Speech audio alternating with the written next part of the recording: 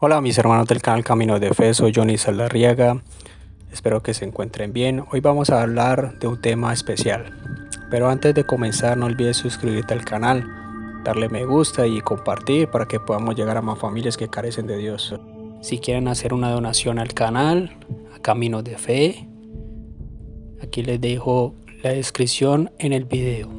Dios les bendiga por su aporte. Como les decía, un tema especial acerca de Garabandal y el Padre Pío. La forma como el Padre Pío se involucró en los eventos de Garabandal fue en parte la causa de que le hubiese sido concedido un privilegio que tan solo a otra persona no hubiera tenido.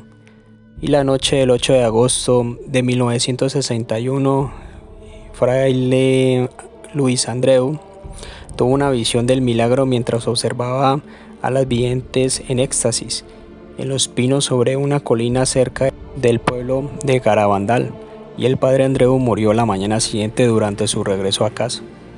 Vio el gran milagro antes de morir, y una de las profecías de Nuestra Señora de Garabandal en relación con el milagro fue que el Santo Padre lo verá desde cualquier sitio donde esté, y que además el Padre Pío lo vería también al morir el Padre Pío en el 68.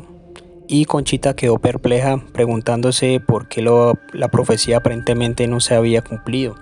Un mes más tarde fue tranquilizada, recibiendo además un regalo precioso que les contaré más adelante del video. Por ahora voy a compartirles algunas imágenes de Garabandal y saquen sus propias conclusiones. Que ni los más jóvenes del pueblo, corriendo a toda marcha, podían alcanzarlas. Al terminar la carrera, no estaban cansadas ni sudorosas y sus pulsos eran totalmente normales. Durante estas carreras extáticas solían detenerse instantáneamente, desafiando las leyes de la física, mientras que los que trataban de seguirlas pasaban junto a ellas incapaces de detenerse tan rápido. Las niñas siempre llevaban crucifijos en las manos y los ofrecían para ser venerados a aquellos que estaban a su alrededor. Nunca sabían quién besaba el crucifijo, ya que durante los éxtasis solo veían a su visión y a ellas mismas. Por orden de la Virgen, sostenían el crucifijo para que lo besase aquel que María deseara. En una ocasión, después del éxtasis, Conchita se enteró de que todos los que habían besado el crucifijo eran sacerdotes vestidos de seglares.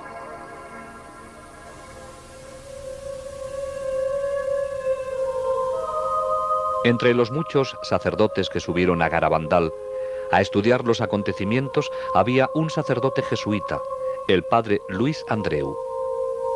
Era un joven brillante profesor de teología con la reputación de ser también un santo.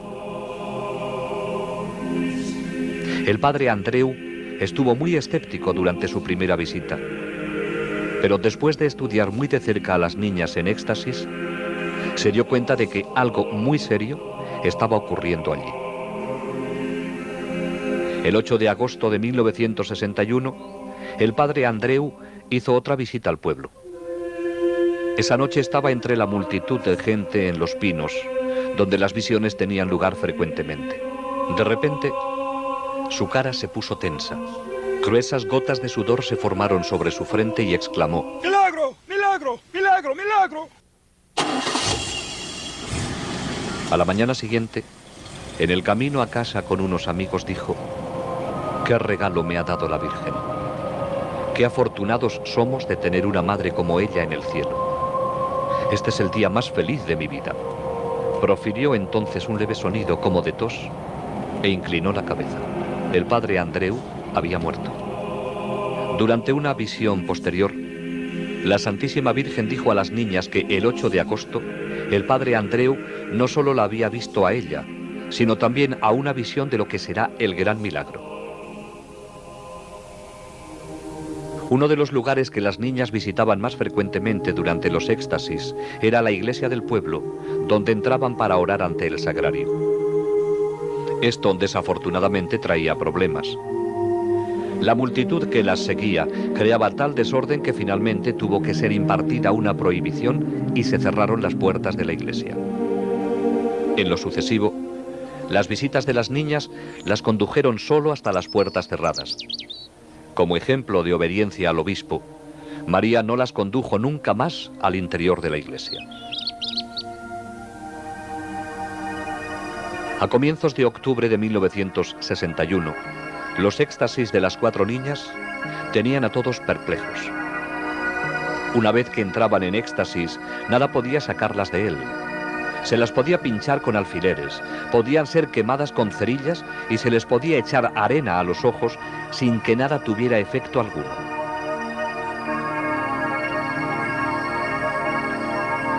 Las poderosas luces de las cámaras, disparadas a corta distancia, no las hacían parpadear. En sus marchas hacia adelante y hacia atrás, se movían con precisión y velocidad, sin siquiera mirar hacia dónde iban. Eran especialmente impresionantes sus descensos nocturnos hacia atrás, desde los pinos hasta el pueblo, a velocidades increíbles.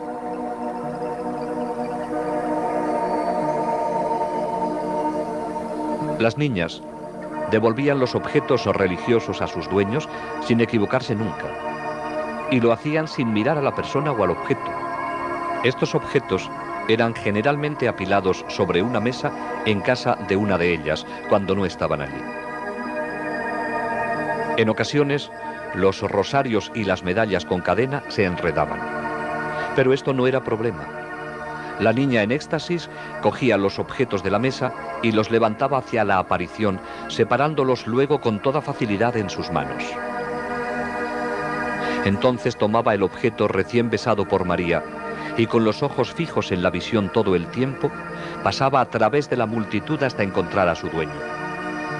Era una experiencia conmovedora para la persona que se le entregara su rosario, medalla o anillo de matrimonio de esa forma misteriosa. Todos los hogares fueron visitados. Cuando las niñas, durante un éxtasis, llegaban a una casa en la que había alguien enfermo en cama, se arrodillaban para rezar ofreciéndole el crucifijo. Al entrar en la casa de alguien que hubiese enviudado, recitaban oraciones delante de la foto del difunto o hacían la señal de la cruz sobre la cama vacía. También iban al cementerio, donde extendían el crucifijo a través de las barras de la reja de entrada. Acontecimientos de la mayor importancia se estaban desarrollando en esta pequeña población española. Aunque nadie se dio cuenta en ese momento, la Santísima Virgen María nos estaba preparando para la tormenta que estaba a punto de desencadenarse sobre la iglesia. Ella había venido personalmente para reafirmar todas las verdades y enseñanzas de la iglesia. Todo cuanto María hizo con las niñas estaba infundido de profundo significado para todos los cristianos. Durante los éxtasis, oraban en las más variadas posiciones, de rodillas, de pie, sentadas, caminando o acostadas. La Virgen nos estaba recordando que podemos estar siempre con Dios y con ella, sin importar dónde estemos ni lo que estemos haciendo. Nuestro Señor y nuestra Madre del Cielo quieren formar parte de todo cuanto hacemos, tanto si estamos en casa, en nuestro trabajo o conduciendo un coche.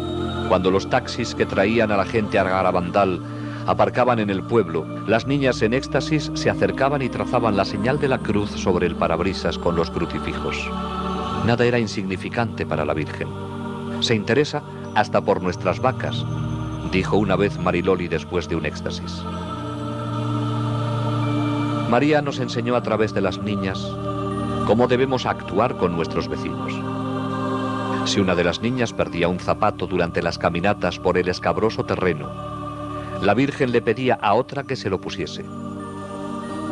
A veces, las niñas se separaban mientras iban en éxtasis por el pueblo. Al encontrarse de nuevo en otro lugar, se abrazaban todavía en éxtasis.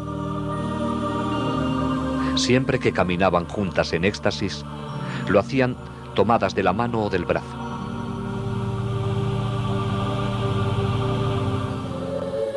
Hacia enero de 1963, Mariloli, Jacinta y Maricruz habían cesado de tener apariciones. Solo Conchita continuaba teniéndolas, aunque eran cada vez menos frecuentes.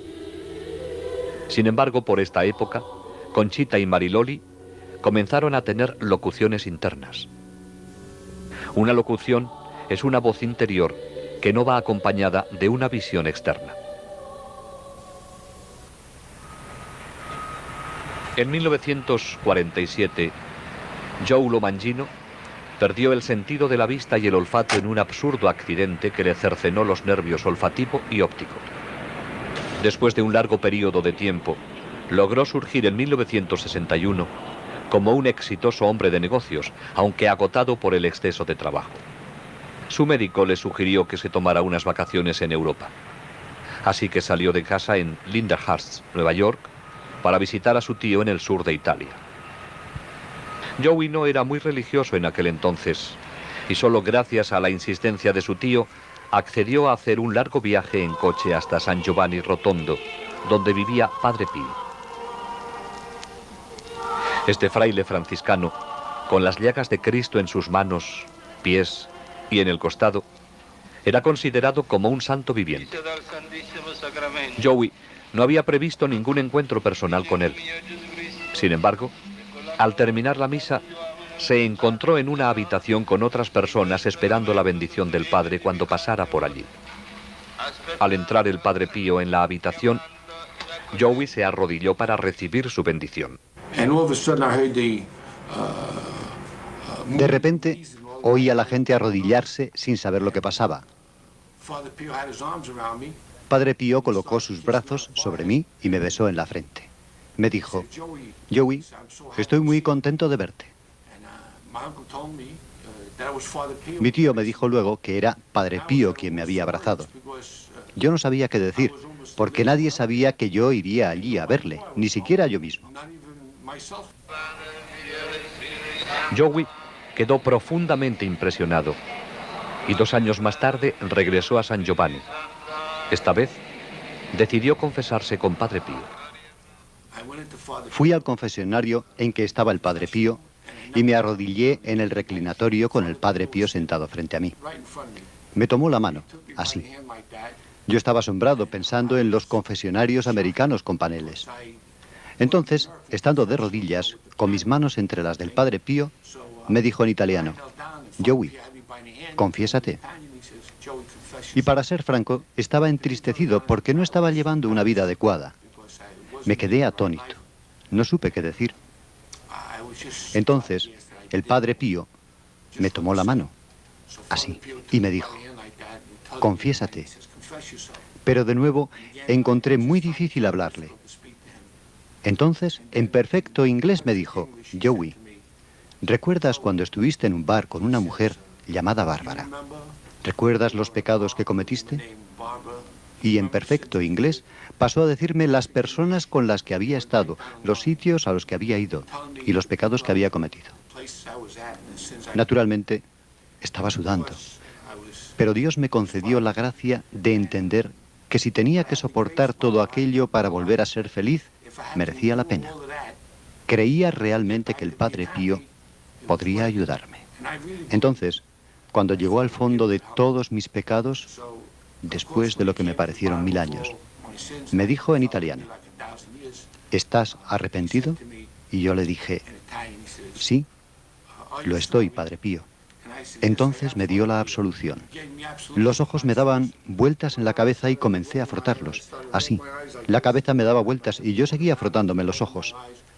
De pronto, mi mente se aclaró totalmente y me puso su mano estigmatizada sobre los labios, así. Besé su estigma y me dio una ligera palmada en la cara, diciéndome en italiano: Joey, un poco de paciencia y valor, y vas a estar bien. Tenía 33 años, pero me sentía como si tuviera 16. Tenía el firme propósito de corregirme, lamentaba todos los pecados que había cometido durante mi vida. Me sentía tan bien y tan limpio que no quería involucrarme con nadie por temor a que, solo al hablar, pudiera perder la gracia que había recibido. Pero aún había una gracia más para Joey, mientras se arrodillaba con otras personas para recibir la bendición del Padre Pío. Cuando tuve el accidente aquí, en 1947, perdí el sentido del olfato. Todo esto está suturado. Y esta es una fractura de 3 pulgadas sobre la frente. No solo perdí mis ojos, sino el olfato. Cuando me arrodillé para recibir la bendición del Padre Pío, sentí una fragancia de rosas que provenía de la sangre de sus manos. Al percibirla me sorprendí y me eché hacia atrás contra la pared, con los brazos levantados, así, para protegerme. No sabía qué pasaba. Padre Pío bajó mi mano y me dijo en italiano: Joey, no tengas miedo. Y me tocó así, en el puente de la nariz.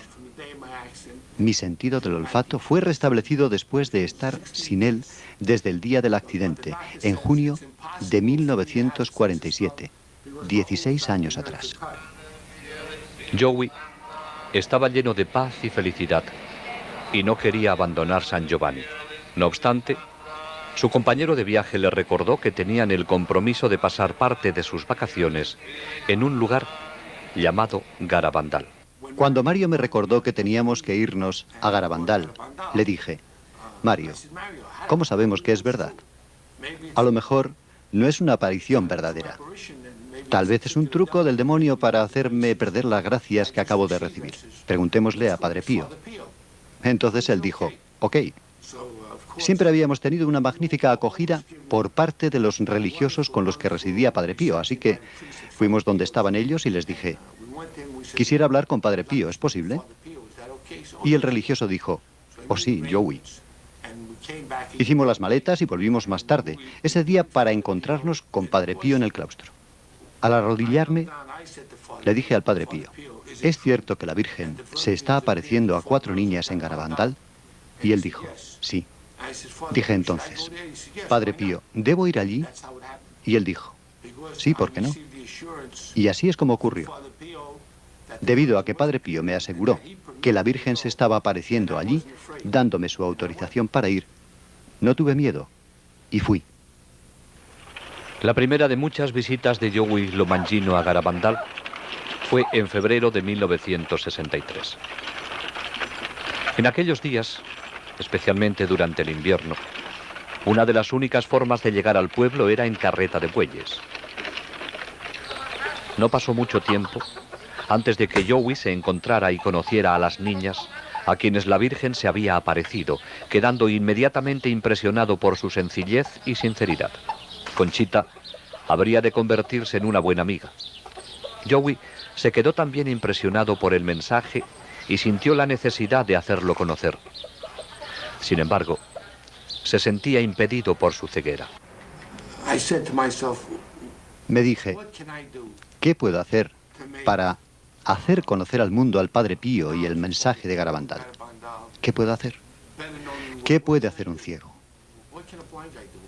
Nunca estuve en una obra de teatro en el colegio de lo tímido que era. Joey regresó a casa. Tenía un álbum de fotos de Padre Pío y de las 4 niñas en éxtasis, con explicaciones en relieve bajo cada foto. Visitaba las casas de sus amigos y familiares, dándoles explicaciones sobre el famoso estigmatizado y sobre los hechos admirables que estaban ocurriendo en Garabandal. De esta pequeña semilla habría de surgir un apostolado a través del mundo entero. Como podrán ver, hermanos, para el Padre Pío es muy importante las apariciones de Garabandal. Si no han aprobado las apariciones de Garabandal, pues miremos que el Padre Pío, por ser muy santo, tiene credibilidad de saber de que las apariciones son muy, pero muy reales y muy importantes. En esta carta que el Padre Pío le escribe a las niñas en Garabandal, la que ustedes están viendo en pantalla, la original, y dice así: queridas niñas, a las 9 de esta mañana la Santísima Virgen María me ha hablado de vosotras, queridas niñas, de vuestras visiones, y me ha dicho: benditas niñas de San Sebastián de Garabandal, yo os prometo que estaré con vosotras hasta el fin de vuestra vida, y vosotras estaréis conmigo hasta el fin del mundo, y luego en el gozo del paraíso. Con la presente os remito una copia del Santo Rosario de Fátima, que la Santísima Virgen me ha ordenado de enviarles. Este rosario ha sido dictado por la Santísima Virgen y quiere que sea propagado para la salvación de los pecadores y para la preservación de la humanidad de los peores castigos con que el buen Dios está amenazando. Una sola es la recomendación: rezad y hacer rezar, porque el mundo está en el camino de la perdición. No cree en vosotras ni en vosotros, incrédulos con la Blanca Señora, pero creerán cuando sea demasiado tarde. 3 de marzo de 1962. A continuación también les voy a compartir otras imágenes y anécdotas acerca de Garabandal para que saque sus propias conclusiones.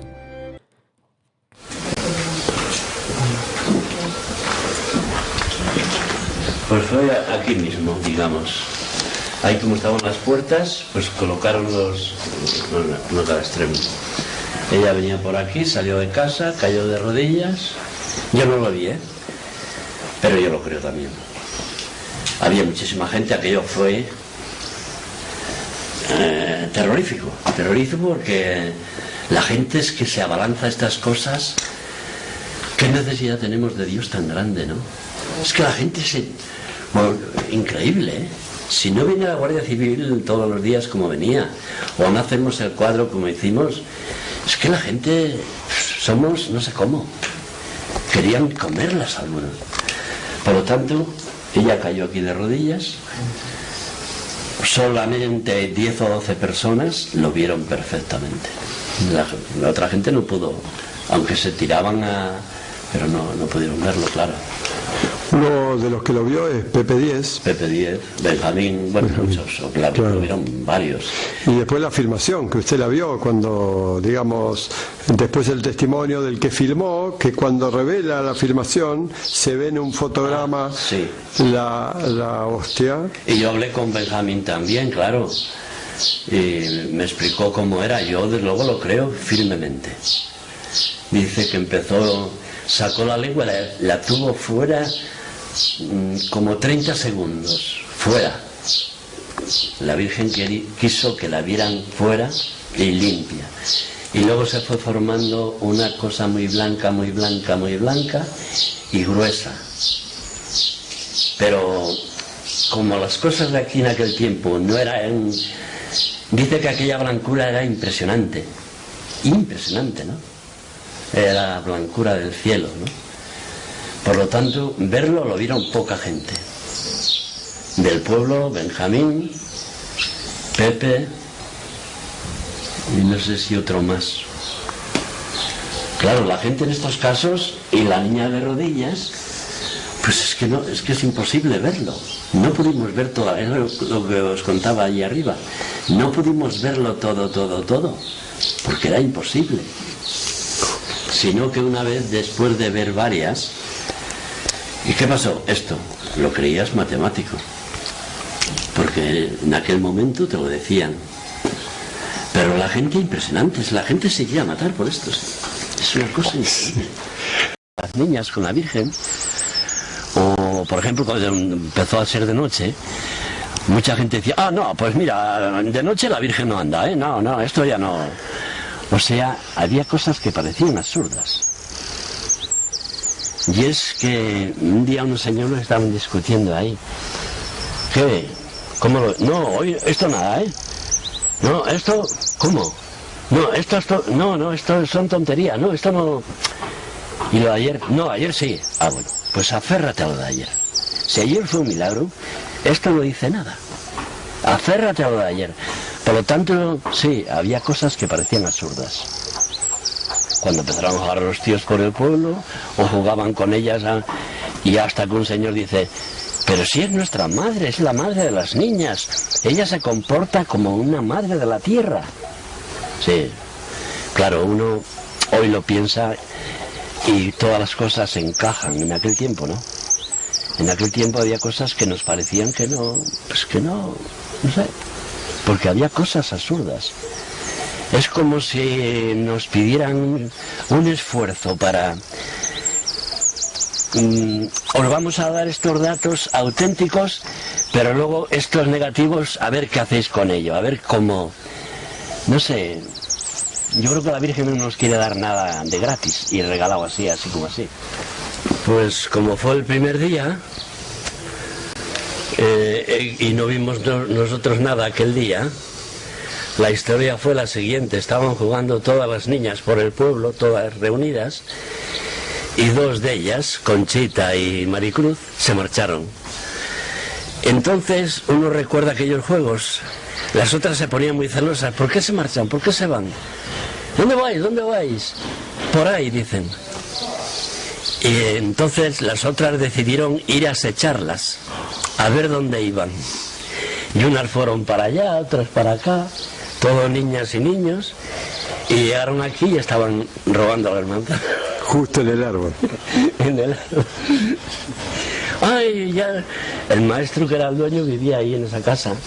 Ahora se lo vamos a decir a Concesa, la maestra y tal. Y no le digáis nada, no le digas nada. Total, que se marcharon casi todas, pero quedaron 4.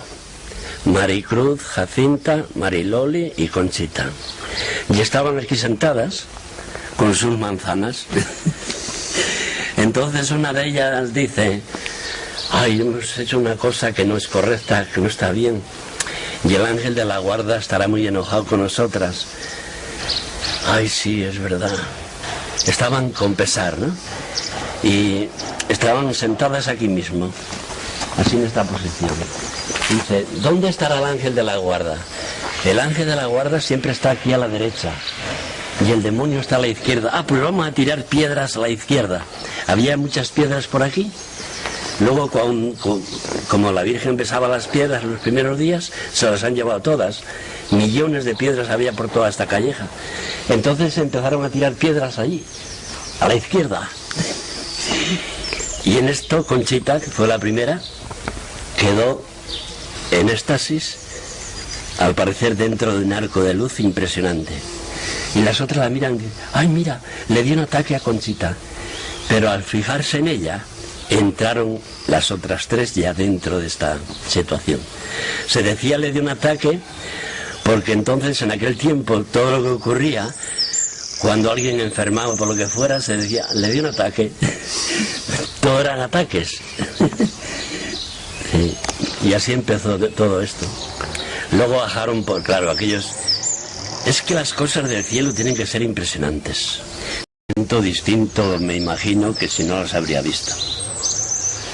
Yo hoy creo en mi interior, no lo podría discutir con nadie, pero yo creo en mi interior casi firmemente que la Virgen existe, que San Miguel existe y que Dios existe. Cosa que antiguamente, aunque iba a la iglesia y tal, pues lo teníamos un poco complicado.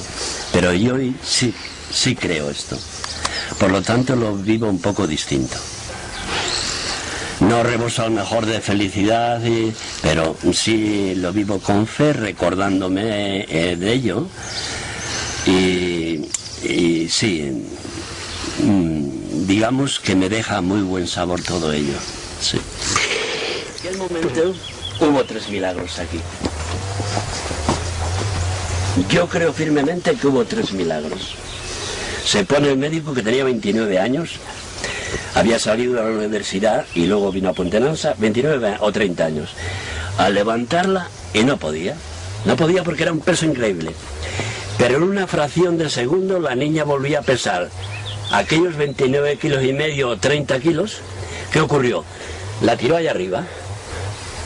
Él la quiso recoger, pero no pudo y pegó un golpe impresionante. La Virgen no quiso que la recogiera. Por lo tanto, un milagro, no la podía levantar. El segundo, en una fracción de segundo, porque las cosas de las niñas eran más rápidas que la electricidad. Nunca se pudieron filmar sus caídas ni nada. Era algo impresionante, como cosas del cielo. El segundo, que la elevó allá arriba, y el tercero, que no la pudo recoger. Entonces la gente se enojó. Y dice: perdónenme, yo no he tirado a esta niña, yo no la he tirado, yo no tengo culpa, porque pegó un golpe muy grande, es que la elevó muy arriba. Y luego hacían un ruido, más ruido que el normal, porque es que estas cosas, la Virgen quería que yo fuera agigantado, fuera a lo grande. Se oía desde allá, ¡ay, rompieron los huesos!, decía la gente. Pues no, no rompieron los huesos, pero sí los golpes eran impresionantes. Por lo tanto, aquí hubo aquel día 3 milagros. Yo lo creo firmemente. No lo discutiría con nadie, pero sí lo creo. Me han dicho una señora del pueblo que este doctor que vive en Santander, pues le preguntó televisión. Televisión sabía todo lo que pasaba aquí. Y fueron en cámara y una redactora donde él, más o menos, y le preguntan, ¿usted vivió ahí en Granada? Pues sí.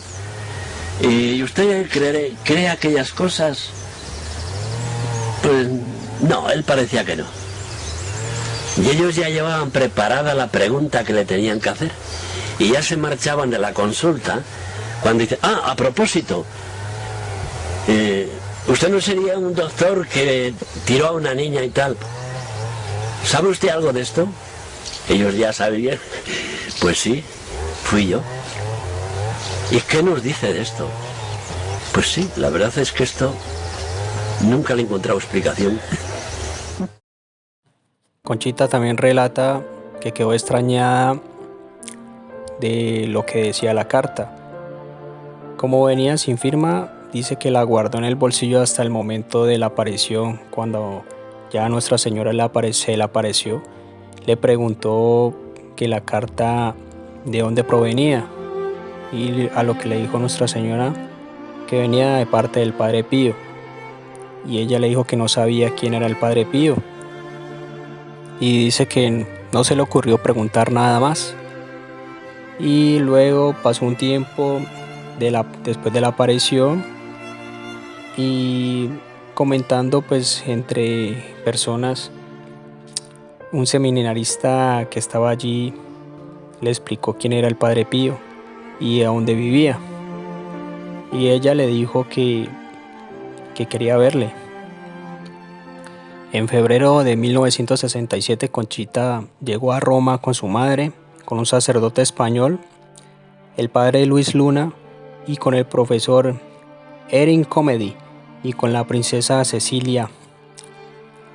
A la final había sido llamada allí por el cardenal Ottaviani. Conchita tuvo así entonces una audiencia privada con el Papa Pablo VI. Como Conchita tuvo que esperar un día antes de su reunión con el cardenal Ottaviani, pudo ir a San Giovanni Rotondo a ver al Padre Pío, y Conchita llegó a las 9 de la noche, a lo que le dijeron a ella y a su madre que no podían verlo, sino hasta el otro día, después de su misa cotidiana de las 5 de la mañana.